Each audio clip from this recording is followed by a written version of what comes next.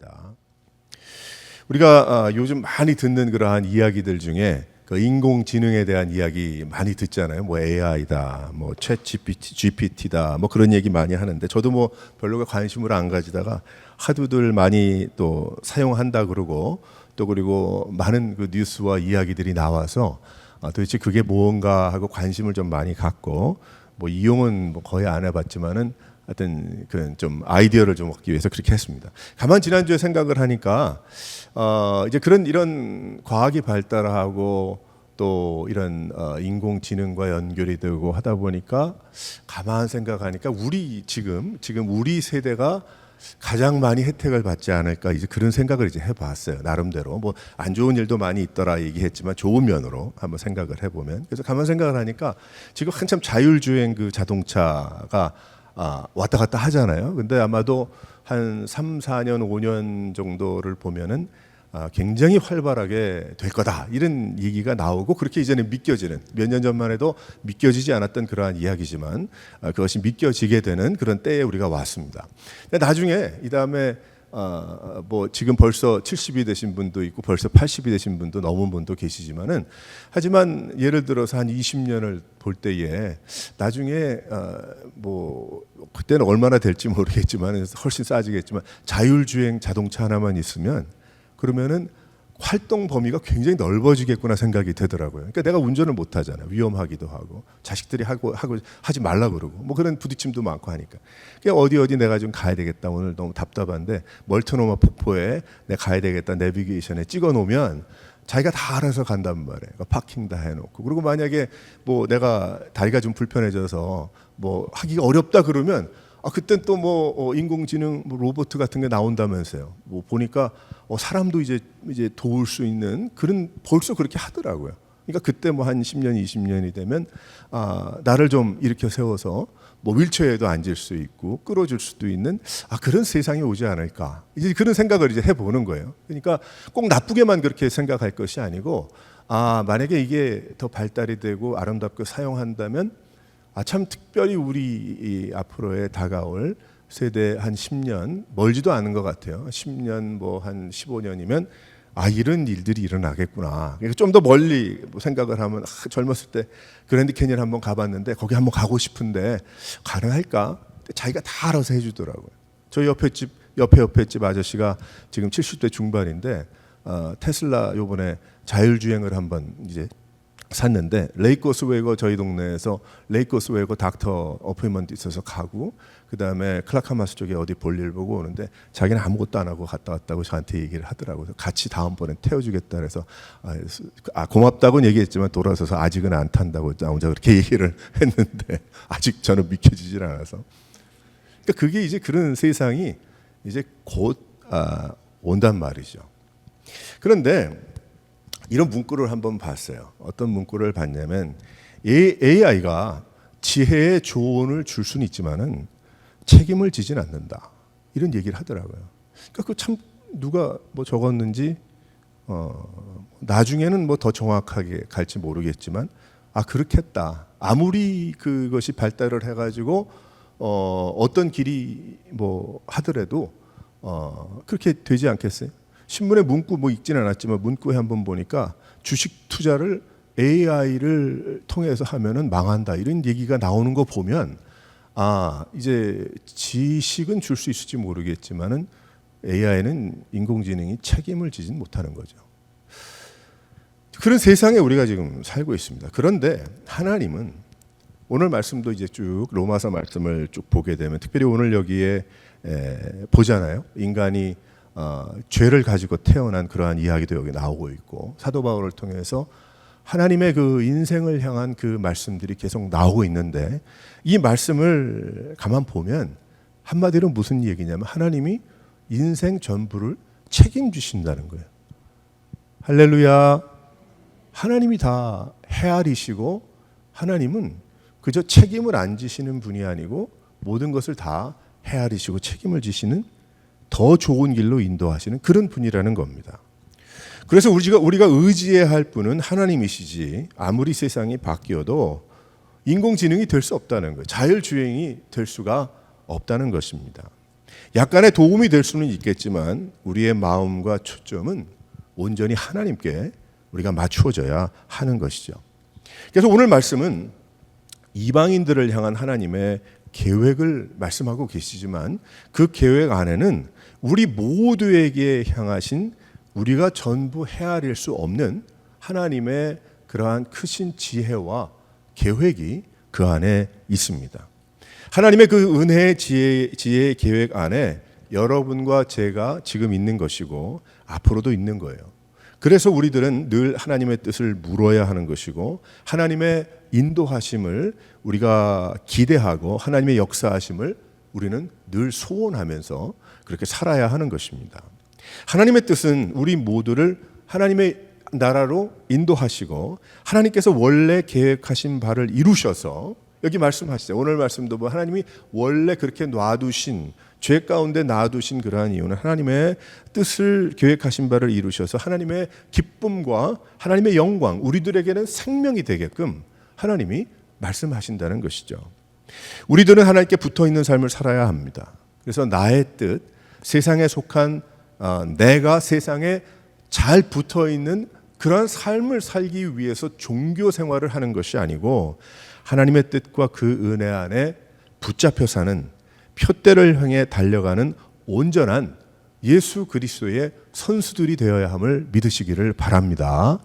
그래서 우리가 그저 처음 믿고 이제는 어느 정도 믿어서 귀로만 알고 그렇지가 아니고 내가 직접 달려갈 수 있는 그러한 선수요 또 농부가 되어야 하는 것이죠. 바울 때의 사람들은 분명한 유대인과 이방인, 이스라엘의 후예들과 세상의 다른 문화를 가지고 있는 사람들과 아주 분명한 차이를 가지고 있었습니다. 그리고 그들 안에 하나님의 계획과 그 생각 안에 하나님의 뜻과 하나님의 계획을 맞춰버리려고 하는 그러한 이야기가 굉장히 많이 있었어요. 그래서 이방인들을 향한 잘못된 생각과 이방인들이 또 잘못된 그런 임프레션들도 있었겠죠. 분명히 그 이스라엘의 후예들과 그들이 가지고 있는 그 문화와 생각들과 믿는 것이 너무나도 독특하니까. 그래서 그때에 하나님의 계획과 뜻에 맞추려고 그 가운데 했던 사람들이 많이 있었어요. 그러한 과정 가운데 사도 바울 자체도 비판을 받게 됩니다. 왜 그러냐면 왜 하나님이 기뻐하지 않는 일을 하느냐, 왜 소아시아까지 가서 그 사람들에게 왜 우리가 믿지도 않는 예수를 그들에게 막 전하면서 막 하나님을 팔아먹느냐, 막 이렇게 막 이야기를 하죠. 오해하죠. 그래서 대상이 됐어요. 그들은 하나님의 뜻인 전 세계 모든 백성에게 향하신 하나님의 사랑을 막고 있었던 것입니다. 그들 스스로. 바울은 이 편지를 통해서 이제 하나님의 그 크신 깊고 높은 또 전부 다 알 수 없는 그런 하나님의 놀라운 그 계획을 설명하고 있는 거예요. 그러니까 그 계획 안에 실은 우리도 여기에 있는 것입니다. 그래서 오늘 말씀 보면서 하나님은 어떤 계획을, 하나님의 계획은 어떠한가, 여기 몇 가지를 설명해 보게 되면 첫 번째로 한번 다 같이 한번 읽어보겠습니다. 시작. 참 감람나무의 뜻을 가지고 계세요. 참 감람나무. 참 감람나무는 무슨 나무냐면 좋은, 아주 그 퀄리티가 좋은 올리브 트리인 거예요. 올리브 나무. 올리브 나무는 올리브를 열매로 맺습니다. 너무나 중요한 나무예요. 이 나무는 버릴 것이 없어요. 나무도 목재로 쓰고, 그리고 열매도 또 검은색과 그 연녹색 열매를 내면서 그 나름대로 음식으로 쓰이고, 디저트로 쓰이고, 약품으로까지 쓰이고, 화장품으로까지 쓰이고, 너무나 중요한 열매고 너무나 중요한 하나님의 창조물이고 식물이었어요. 근데 이 모든 사람에게 필요했던 이 감람나무, 근데 이 참 감람나무가 그렇게 잘 쓰여진 이유가 왜 그런가? 여기에 참 감람나무라는, 좋은 감람나무라는 뜻은 왜 그러냐면 씨앗이 좋기 때문에, 그리고 뿌리가 건강하기 때문에, 좋기 때문에 참 감람나무가 되는 거예요. 좋은 열매를 맺는 것입니다. 여기에 참 감람나무는 누구를 뜻하는가? 하나님을 뜻하는 거예요. 오늘 로마서 11장 말씀을 보면 하나님을 뜻하는데 그 뿌리는 거룩하고 그렇기 때문에 가지도 거룩하고 열매도 거룩하게 된다. 그 당연한 일이죠. 나쁜 뿌리고 나쁜 씨앗인데 좋은 걸 맺을 수도 없고 반대로 좋은 것인데 나쁜 것을 맺을 수가 없는 것이죠. 마치 감람나무가 좋아서 그 가지에서 자라는 열매가 너무나 귀한 프로덕트가 되는 그 이야기를 합니다. 그런데 이 좋은 감람나무에서 가지가 꺾여 나갔어요. 가지가 꺾였어요. 아무리 나무가 좋으면 뭐예요? 가지가 꺾여, 가지가 땅에 떨어졌는데 그러면 어떻게 될까? 나무에서 꺾인 가지는 어떻게 됩니까? 죽는 거예요.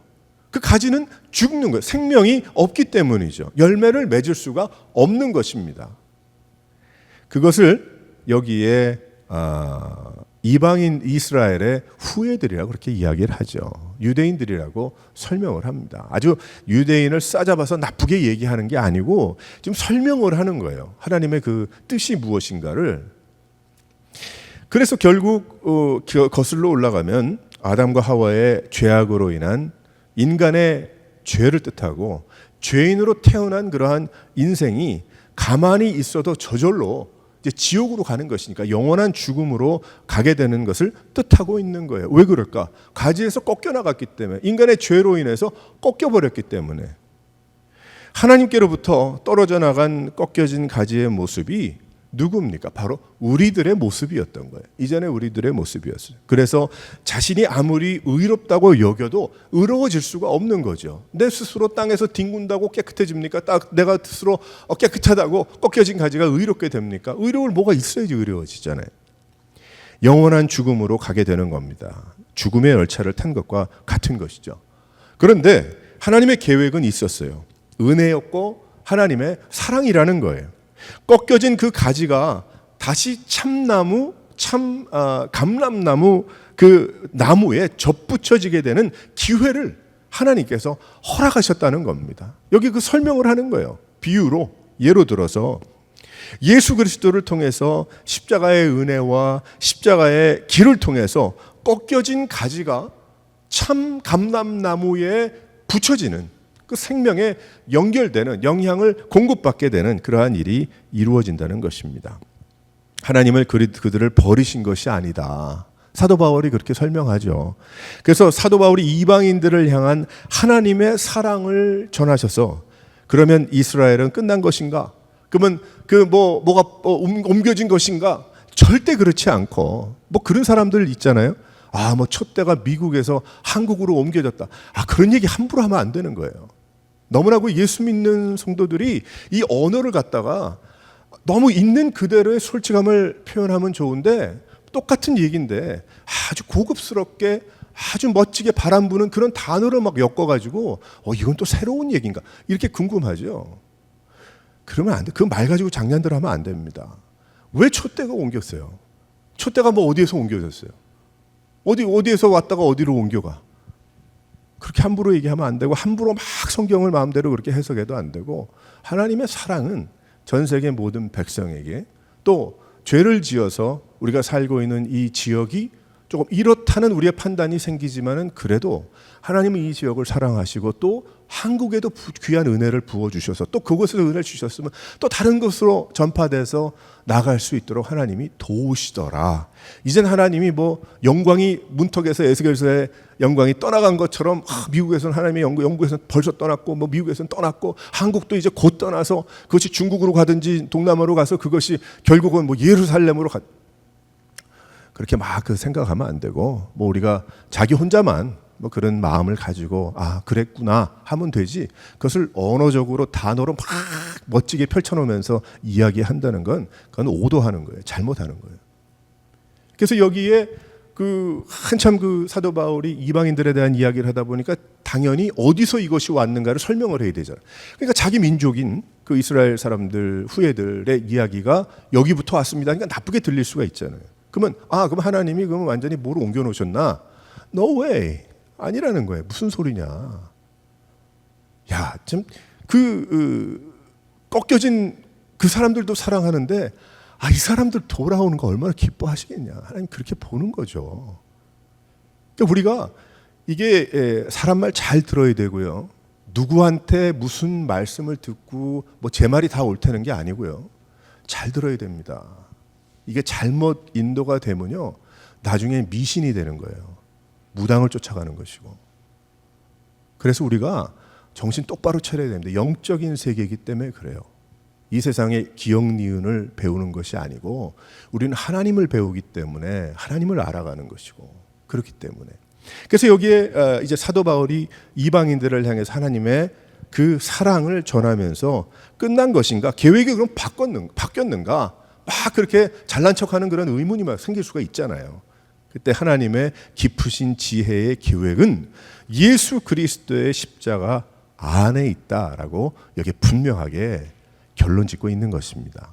그래서 십자가의 예수로 인해서 죄의 문제가 해결될 때에 그때 다시 참 감람나무에 접붙여져서 연결돼서, 이것은 우리 세상이 알고 있는 식물의 법칙이 아니고 하나님의 놀라운 역사로 생명을 얻게 된다. 기회를 주신다. 그러니까 이 참 감람나무들에 대한, 또 감람나무에서 꺾여진 가지들에 대한 하나님의 놀라운 그러한 계획이 있다.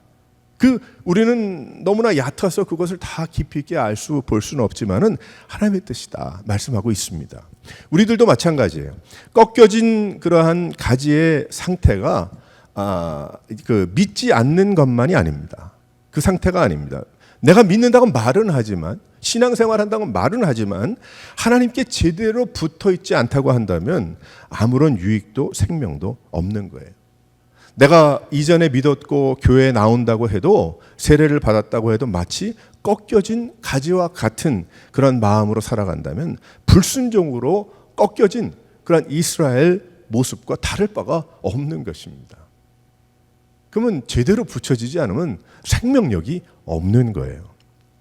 그래서 우리는 더욱더 하나님 앞에 붙여주심을 감사하고 붙어 있기를 소원하는, 하나님이 함께 하신다 그랬잖아요. 뭐 걱정할 건 없지만, 성령께서 함께 하시지만 하시니까. 하지만 주님 바라보면서 하나님께서 이 로마서 말씀에 이전에 있었던 그런 사람들에 대한 하나님의 놀라운 은혜와 그 계획을 그걸 알아야 된다. 그러니까 우리는 그저 나 사랑해 주셔서 감사하지만, 하지만 하나님의 놀라운, 지난주에도 이야기했던 하나님의 뜻과 하나님의 계획이 이루어지기를 나는 그저 바랄 뿐입니다. 더 무익한 종입니다 라고 이야기하면서 우리는 나아갈 수 있어야 할 겁니다. 그래서 하나님의 참 감람나무의 뜻이 있는 거예요. 사랑하는 성도 여러분, 우리가 그렇기 때문에 더욱더 하나님의 귀한 그 깊은 지혜와 뜻과 하나님 하시는 모든 일을 우리가 더욱더 깨달아서, 우리가 내 생각에 정체되어 있었던 그러한 부분에서 우리 다 그랬죠. 하지만 하나님의 넓은 마음으로 더욱더 눈을 돌리고 귀를 돌리고 나갈 수 있는 여러 성도들 되시기를 주님의 이름으로 축원합니다. 두 번째로 하나님의 기쁘신 그 뜻과 계획이 무엇일까요? 다 같이 한번 읽어보겠어요. 시작. 돌감람나무예요. 돌감람나무. 자, 그러면 참 감람나무는 뭐 그렇다고 하는데, 돌감람나무는 감람나무인데 뭔가? 이 돌감람나무란 이야기는 산과 들에 야생하는 감람나무예요. 감람나무는 감람나무예요. 야생 올리브출인 거예요. 돌감람나무의 열매는 참 감람나무하고 이렇게 비교를 해보면 굉장히 작다고 합니다. 그 알갱이가, 열매가 작다는 거예요. 그러니까 한마디로 이야기하면 좋은 게 아니라는 거죠. 참 감람나무와 비교해 볼 때 돌감람나무는 좋은 나무가 아니라는 거예요. 그 설명을 하는 겁니다. 좋은 씨앗이 아니고 나무도 건강하지 않다 보니까 어떻게 돼요?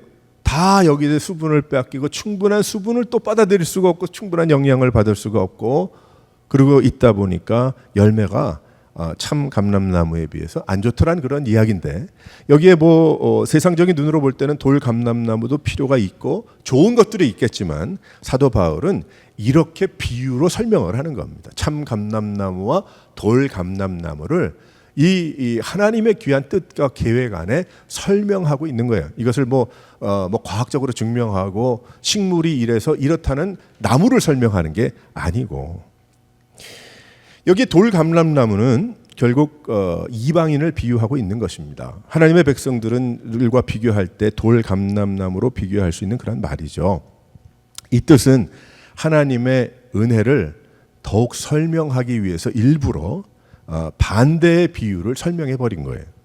그 돌 감람나무는 좋아질 참 감람나무 같이 좋은 열매를 맺을 수 있는 기회가 없다는 겁니다. 없습니다. 그 이유는 나무 자체가 그렇기 때문에 그래요. 돌 감람나무가. 그렇기 때문에 접붙임이 필요하다고 이야기합니다. 근데 돌 감람나무 가지를 참 감람나무에 붙이면 살 수 있게 되고 좋은 열매를 맺을 수 있겠지만, 그런데 접붙임의 순서가 이상하잖아요. 그죠? 가만 생각해 보게 되면 그러면 그 꺾어진 가지와 돌감나무의 가지를 탁탁 잘라가지고 딱 붙여서 반창고로 붙여놓으면 그럼 뭐가 되겠지? 근데 그런 게 아니잖아요. 실은 그렇게들 안 하죠. 세상에 나쁜 가지를 좋은 나무에 접붙이는 일이 그리 있을까요? 없단 말이에요. 나쁜 가지는 나쁘면 버려버리죠. 방식이 어긋납니다. 그래서 질 나쁜 돌 감람나무 가지를 꺾어서 참 감람나무에 붙이는 일은 거의 없죠. 돌 감람나무 가지를 살릴 이유가 없기 때문입니다. 그건 꺾어진 상태로 버리면 되는 거예요. 돌 감람나무를 해가지고 네가 좋은 열매를 맺는지 한번 내가 보겠다. 굳이 그래서 갖다 붙여놓고 어떻게 되는지 보면 이렇게도 저렇게도 될 수 있고, 전 그 결과는 잘 모르겠지만은 그럴 이유가 없는 거죠. 근데 하나님은 그렇게 하셨다는 거예요. 여기에 은혜가 있는 겁니다.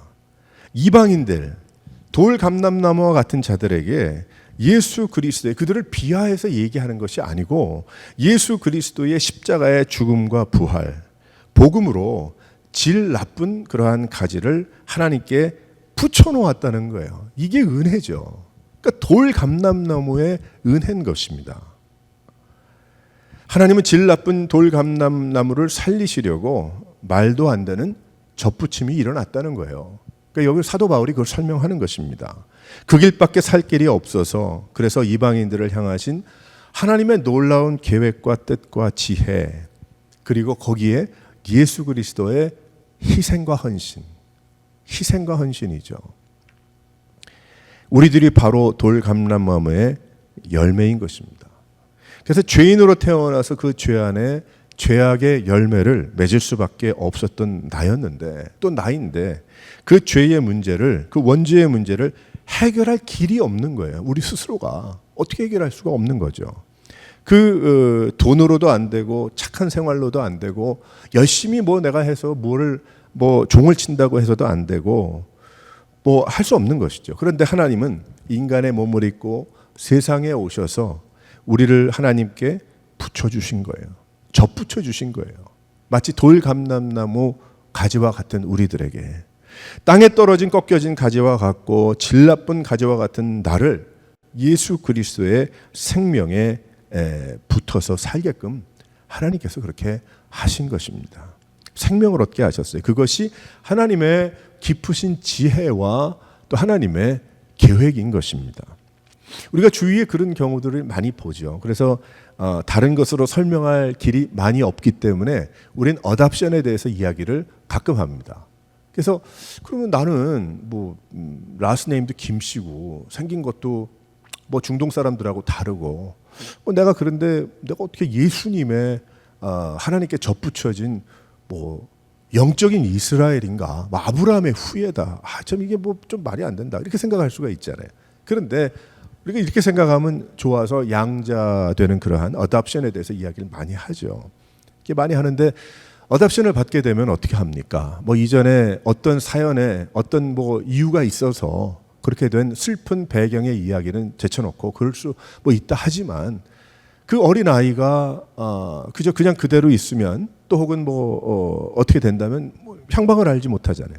근데 과거에 지금 70년대 어느 아동복지 통해서 미국으로 유럽으로 입양 간 그런 경우가 자의로 할 수는 없는 거고 어리니까 잘못된 정치 어쩌고 얘기 많이 해서 좀 분분하지만 그런 것도 떠나서 제가 개인적으로 직접 목격한 그런 한국에서 온 어린 아이를 그 나라 한국 사람이 아닌 부모가 키우는데 뭐 어떻게 된 경우도 많이 있겠지만 참 잘된 그러한 케이스 몇 케이스를 본 적이 있어요.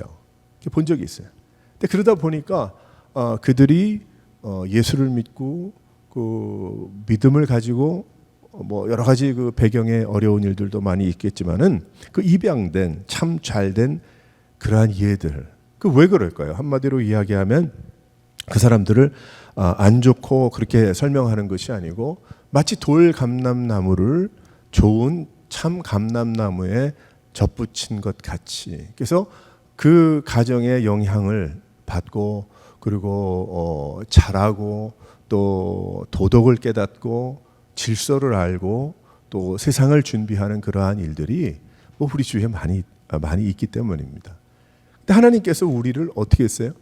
바로 뭐 그 정도죠. 뭐 내가 뭐 그런 뭐 입양아와 같은 그런 것인가?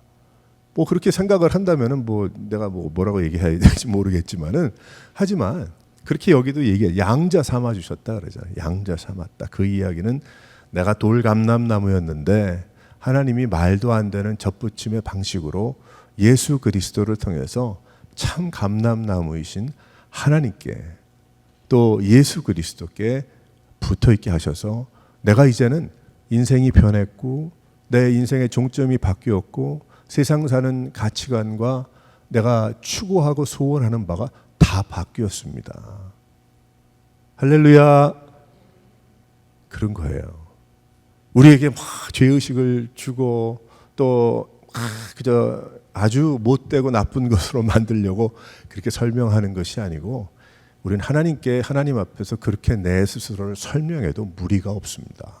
왜 그러냐면 우리는 죄인으로 태어나서 죽는 거예요. 영원히. 거기서 끝나는 거예요. 근데 하나님께서 우리에게 복음을 들려주셨고 예수님을 만나게 하셨고 내 마음을 하나님께서 감동하셔서 내가 뭐 주체가 돼가지고 뭐 한 게 아니고 하나님께서 은혜를 주셔서 회개케 하시고 나의 원죄를 깨닫게 하셔서 회개케 하시고 하나님 앞에 자복하게 하시고 내가 주인이 아니요 하나님이 함께 하셔야 내가 살 수 있다는 것을 깨닫고 내가 신앙생활하면서 점점 예수님을 닮아가고 천국을 사모하는 성화되어가는 그러한 삶으로 나가게 된 거예요. 좋은 열매를 맺고 있는 것입니다. 사랑하는 성도 여러분, 하나님의 그 깊으신 지혜와 그 계획이 어떻게 우리 생각이나 할 수 있는 것이고 할 수가 없잖아요. 근데 하나님이 어떻게 생각했냐면 내가 직접 가리라. 그래서 하나님께서 육신의 옷을 입고 오신 분이 예수님 아니에요. 삼위일체 되신 하나님이시니까. 그러니 그걸 어떻게 하겠어요? 어떻게 상상이나 하겠습니까? 가능한 일입니까? 아니잖아요. 동정녀 마리아를 통해서 세상에 그러니까 사람들은 다 옆으로 이상한 가지를 쳐서 마리아가 뭐 이 세상에서 가장 깨끗한 뭐 있다고 얘기들 하잖아요. 그러니까 하나님이 그러한 계획을 갖고 그렇게 우리를 인도하시고 또 우리에게 그냥 또 육신의 모습으로 부활하시고 그리고 하늘로 올리워 가신 그대로 우리에게 소원을 주시려고. 그렇죠. 뭐 하나님 뭐 예수님이 조용히 부활하시고 조용히 뭐 하늘로 다시 보좌 앞으로 가시면 뭐 잘못된 거예요? 그렇게 하면 안 되나? 충분히 그럴 수 있죠. 근데 하나님 가만 보세요. 예수님 하신 일, 예수님을 통해서 하신 일들 보면 그 500여 성도들이 형제자매들이 보면서 소원을 하고 기대를 하고 계속해서 전해 나가라고 그 앞에서 올리워 가시고 천사들이 얘기하게 하시고 그리고 너무 귀가했고 막 감정에 굴곡이 있고 마음이 고무줄 같은 인간들이니까 적당하게 기적의 역사도 보여주셔가지고 그거 넘어가면 뒤집어지고 정신 나갈 테니까 가만히 있어도 무당 쫓아가고 정신 나간 사람들도 있는데 하나님 그렇게 하셨잖아요. 성경 말씀을 가만히 묵상해 보게 되면 말이죠. 그러니까 그 하나님의 그 깊은 그 계획과 그 하나님의 그 깊으신 그 지혜. 그래서 우리가 기도하잖아요. 주여 나에게 지혜를 허락해 달라. 조금만이라도 나에게. 하나님 말씀하시죠. 하나님 말씀 성경 말씀을 통해 주시고 또 성령께서 확인시켜 주시고 또 말씀해 주시고. 사랑하는 성도 여러분, 우리가 돌 감람나무였다. 그런데 하나님이 나에게 놀라운 기적의 역사를 일으켜 주셨는데 예수 그리스도를 통해서 나를 살려주셨습니다. 이것을 늘 자랑하면서 확신 가운데 하나님 앞에 더욱더 헌신해 나갈 수 있는 여러분 되시기를 바랍니다. 세 번째로 여기에 어떠한 하나님의 깊으신 계획이 있습니까? 다 같이 한번 읽어보겠어요. 시작. 모두 하나님의 긍휼하심을 얻은 자들이. 참 귀한 게 요한계시록 말씀 쭉 보면 이해가 안 되는 것 같아. 그렇죠. 어렵잖아요. 우리 요한계시록 쭉 했잖아요. 몇 개월 동안. 근데 이해가 안 되는 것 같은데 한 5절씩 10절씩 깊이 묵상하면서 다시 한번, 예전에도 저 설교 여러 번 했을 텐데 다시 묵상하면서 하면은 와, 이게 보이는 거예요. 로마서 말씀도 얼마나 딱딱해. 그런데 이렇게 계속해서 저도 묵상하면서 설교도 준비하고 하면서 느끼는 게, 와, 이게 어려운 게 아니구나. 하나님이 어렵게 말씀하신 것이 아니구나. 그리고 은혜가 풍성한 거예요. 풍성. 여기 말씀을 보게 되면 모두 하나님의 긍휼하심을 얻었다. 그 말씀. 유대인이나 이방인들 모두 다 하나님의 뜻 안에 있다는 것입니다. 하나님은 이스라엘 백성들을 택하셔서 그들을 접붙이시고 그들을 통해서 온 세계 사람들에게 하나님의 긍휼하심을 보여주려고 했어요. 그런 것 같아요. 우리의 짧은 생각으로 성경을 쭉 보니까. 그런데 그들은 불순종했습니다. 하나님 앞에 가까이 가기보다는 자기들이 더 우뚝 설기를 원했어요. 그래서 사두개인을 만들어서 누구보다도 성경을 잘 보관하는 사람, 바리새인들을 통해서 누구보다도 가슴이 뜨거운 사람, 뭐 이렇게 갔죠. 네? 그래서 뭐 그렇게 하다 보니까 사람들은 그 사람들을 쫓아가게 됐고, 그 사람들은 계속해서 법칙을 만들게 됐고, 그들은 하나님의 뜻과 관계없는 세계를 만들어 나갔던 거예요. 그럴듯하거든. 거룩한 것 같고. 그래서 사람들이 몽땅 다 얼마나 그 이스라엘의 백성들과 후예들이 어리석었는지, 뭐 이렇게 판단을 하면 좀 죄송하지만 어리석었는지 하나님 말씀 보면 그들이 세상에 원하는 바와 자기가 원하는 욕심과 하나님이 짬뽕이 돼가지고 하나의 유대교 종교를 만들어 버린 거예요. 예수님이 오셔도 결국 메시아인지 알 수도 없는 그런 영적인 눈이 완전히 감겨져 있었던 것이죠. 그래서 그들은 불순종해. 하나님의 뜻 계획이 그러면 데미지가 났는가? 하나님의 뜻과 계획이 더 이상 안 되겠다. 하나님 어디 다른 저쪽에 별, 저쪽 다른 이름도 알지 못하는 별에 하나님의 뜻을 펴셔야 되겠다. 도저히 안 되겠네. 하나님이 그렇게 연약하고 그런 분입니까? 아니잖아요. 하나님은 인생의 연약함을 전부 다 알고 계셨어요. 그래서 오늘 말씀도 여기에 보게 되면 조금 내버려 두셨다는 거예요. 왜 그런가? 그래야 하나님의 깊은 뜻과 지혜와 은혜를 더 알겠으니까. 하나님 그렇게 하신 거예요. 그럼 그 안에 몇백 년 동안에 그 사람들은 어떻게 해요? 이거 다 뭐 희생되는 사람들 아니에요? 뭐 이런 생각할 수 있죠. 그건 모르겠어요. 하루를 천년같이, 천년을 하루같이 여기시는 하나님의, 우리의 시간과 다른 시간을 가지고 계신 하나님께서 어떤 계획 가운데 그들을 믿음으로 살았던 자들을 인도하실지 우린 모르지만 분명한 건 믿음으로 구원받는 것. 그 구약에서도 결국 아브라함이 믿음으로 나가는 것이죠. 그래서 예수 십자가를 세우셔서 하나님께서 세상 사람들에게 두고 계신 은혜를 보여주신 겁니다. 하나님의 계획이 바뀐 게 아니에요. 이스라엘 그 사람들, 그 후예들이 참 인간의 어떤 그런 생각들 때문에 불순종 가운데 그렇게 많은 선지자와 그렇게 많은 말씀을 주셨건만 그것을 순종하지 않고 그렇게 하다 보니까 하나님이 문지방에서 떠나는 것까지 보여주시면서 그들에게 돌아오고 회개하라고 말씀하고 계시는 겁니다. 만약 그랬다면 에스겔서에 보이는 것으로 끝나야죠. 그런데 하나님은 안 그랬어요. 400년 동안에 뭐 침묵의 시간도 있었다고 하지만 그 침묵의 시간 동안도 예수님 오시기 전에 하나님은 일하셨어요. 하나님 역사하셨어요. 함께 하셨어요. 한번 교회를 생각해 보게 되면, 예로 들게 되면 세상의 교회는 완전하지 않습니다. 그 완전해지기를 원하고, 그리고 어떻게 하든지 더욱더 그 완전해지는 그런 교회를 보기 원해서 우리가 노력들도 많이 하는데, 하나님이 세우신 교회는 예수를 머리로 하는 완전한 교회의 실은 그림자죠. 예수님을 머리로 하는 그 유형교회는 완전합니다.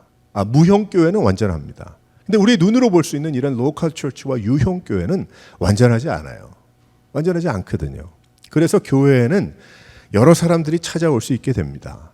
하나님은 교회의 문을 열어두셨어요. 예수님 십자가에서 죽으실 때에 십자가의 그 휘장을 위에서부터 아래까지 다 찢어 놓으셨어요. 그래서 누구나 다 지성소를 들여다볼 수 있도록, 그래도 죽지 않도록 하나님께서 인도하셨습니다. 즉 예수 그리스도죠. 그래서 교회에 안 믿는 자, 또 아무것도 모르는 자, 혹은 잘못된 자, 또 삐뚤어진 자 모두 올 수 있게 하셨어요. 그러면 하나님의 뜻이 바뀐 거예요. 이스라엘 사람들이 하나님 앞에 불순종해서 그렇게 했으니까 다 끝난 거예요? 아니잖아요. 참 감람나무의 이야기와 돌 감람나무의 이야기까지 보게 되면 이렇게 이야기하거든요. 이방인들에게 이런 이야기까지 합니다. 아니 참 감람나무의 가지도 꺾어 놓으셨는데 너희는 얼마나 꺾어지겠느냐, 이런 얘기까지 하잖아요. 그러면 너희들이 그렇게 얘기하잖아요. 그렇게 이방인들에게 돌 감람나무인데 참 감람나무에 접붙임을 받아가지고 이런 은혜를 받았는데, 그 참 감람나무에 꺾여진 안 됐지만 그 사람들이 회개하고 거기에 붙여진다면 오죽 건강한 나무가 되겠느냐. 과학적으로 이야기하는 게 아니고 그 설명을 하는 거죠. 하나님의 그 은혜가 무엇인지, 그 긍휼하심이 무엇인지를 설명하고 있는 겁니다. 그래서 교회 안에 그런 사람들 다 있게 됐어요. 그래서 늦을 수도 있고 변화가 없을 수도 있어요, 우리의 생각에. 그런데 그 안에 예수를 믿는 성도들도 있는 겁니다. 그래서 모두 하나님의 긍휼을 입게 됐어요. 그래서 모두 함께 천국까지 갈 수 있으면 너무나 좋겠어요. 그것을 우리는 원하는 것이죠. 그래서 하나님의 긍휼하심을 어디에서 우리가 볼 수 있냐면 교회에서 찾아볼 수가 있습니다. 교회가 이 모양이기 때문에 이 세대가 앞으로 하나님의 그게 아니고 하나님의 뜻과 계획은 그것까지도 다 알고 계신다는 거죠. 지금 우리가 살아가고 있는 이 세대의 이런 혼란함과 이런 것까지도 하나님은 다 알고 계신다는 거예요. 그러니까 우리가 답답하고 속상하지만 하나님께 무릎 꿇어 기도하면서 주의 뜻이 이루어지기를 원합니다. 그저 우리는 하나님께 영광이 되고 주님이 기뻐하셔서 하나님께서 그저 사용하시는, 하나님이 나 없으면 일 못하세요? 아니잖아요. 근데 하나님이 기뻐하시는 것, 하나님이 창조하시고 지으신 내가 주님 앞에 자원하는 마음으로 주님의 뜻을 받들어 주님이 원하신 것이 이루어지기를 주여 원합니다. 그것을 하나님은 기뻐하시는 거죠. 그거에 힘을 얻어서 일을 더 열심히 하시도다. 아니, 하나님 그런 분 아니죠. 하나님은 스스로 계신 완전하신 분이신데 아니거든요. 그러니까 우리가 지금 여기에 예배하고 봉사하고 목회도 하고 선교도 하고 전도도 하고 하는 이 모든 것이 다 하나님께서 우리에게 참 나를 축복해 주시고 나에게 은혜를 주시기 위해서 주시는 기회들인 겁니다. 그러니까 우리는 이런 것을 우리가 내 생각과 내 계획과 나의 판단으로 이건 안 되고 저건 어쩌고 그게 아니고 하나님께서 이런 섬길 수 있는 귀한 은혜와 이런 것을 주실 때에 우리 감사하고 주의 이름을 높이고 어떻게 하든지 하나님 영광 받으시기를 바랍니다. 어차피 나는 주를 위해 사는 그런 삶이니까. 그래서 하나님의 이러한 귀한 뜻이 바뀐 게 하나 없더라는 거죠. 원래 하나님께서 인간을 창조하신 귀한 그 창조의 기쁨이 돌아가는 것 같지만 하지만 오히려 더 귀하고 크게 하나님께서 역사하고 계시는 것이고 그 안에 참 힘들고 어렵고 그건 내 생각이지. 하지만 그러한 힘들고 어려운 것도 하나님께서 보시고 두시고 더 은혜를 주시기 위해서 여기에 긍휼을 베풀려 하심이로다 라고 하시는 그 말씀. 깊은 거예요. 그러니까 우리가 가만히 이제 하나님의 이러한 말씀들을 연결해서 내가 자꾸 옆구리가 쑤셔. 이게 낫지를 않아. 그럼 이게 어떤 거기까지 연결이 되더라는 거예요. 사도 바울이 어디가 아픈지 아파서 몇 번을 하나님께 고쳐달라고 했더니 내 은혜가 내게 족하다. 그것이 답이었잖아요. 그럼 사도 바울이 하나님께 버림받은 거예요. 하나님의 뜻이 이루어지지 못하겠다. 아프니까. 눈이 잘 안 보이고 안장다리에다가 예? 그런 사람이니까. 근데 그게 아니고 하나님의 그 뜻과 계획은 하심은 계속 가는 거예요.